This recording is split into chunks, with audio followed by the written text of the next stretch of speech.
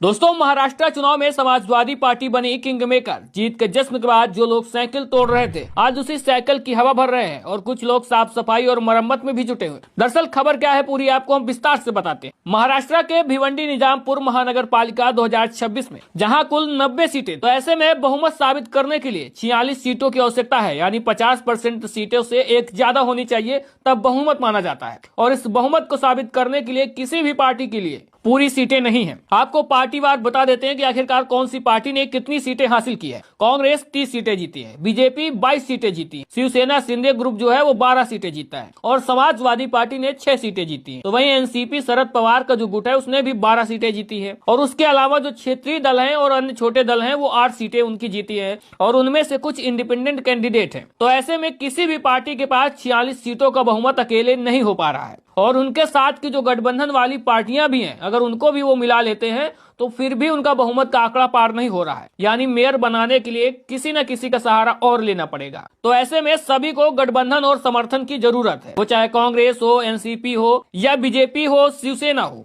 किसी भी गुट के सीटें मिलाने के बाद बहुमत का आंकड़ा पार नहीं हो पा रहा है। वो चाहे कांग्रेस एनसीपी की सीटें मिला लो तो 22 सीटें होती हैं, यानी 4 फिर भी कम है बहुमत से। और बीजेपी शिवसेना की सीटें मिलाकर 34 सीटें होती है, यानी 12 कम है। तो ऐसे में जरूरत पड़ती है और लोगों की। तो यहाँ पर समाजवादी पार्टी की भूमिका निर्णायक बनती है, क्योंकि उसके पास अपनी 6 सीटें हैं और ये 6 सीटें किसी गठबंधन में शामिल होकर उसका मेयर बना सकती हैं। तो ऐसे में समाजवादी पार्टी यहाँ पर किंग मेकर की भूमिका में है। किंग मेकर वो पार्टी होती है जो अकेले सत्ता में ना हो, लेकिन अपनी सीटों के समर्थन से तय कर सकती है किसे मेयर बनाए या किसे सत्ता मिले। तो ऐसे में एक सेकुलर मेयर बनाने के लिए समाजवादी पार्टी, कांग्रेस और एनसीपी शरद पवार ने, इन तीनों पार्टियों ने मिलकर एक भिवंडी सेकुलर फ्रंट बनाया है, जो तीनों पार्टियों का यहाँ पर गठबंधन कर लिया है और ये आपस में समझौता कर कर एक मेयर बनाएंगी। और इसी के साथ में दूसरी खबर ये है कि जो समाजवादी पार्टी के 2 विधायक है, एक अबू आजमी जो प्रदेश अध्यक्ष भी है और दूसरे रहीस शेख, भिवंडी रहीस शेख का एरिया है, यहाँ पे रहीस शेख खुद विधायक है। तो ऐसे में इस सेकुलर फ्रंट की जिम्मेदारी समाजवादी पार्टी की तरफ से वहां के प्रदेश अध्यक्ष अबू आजमी ने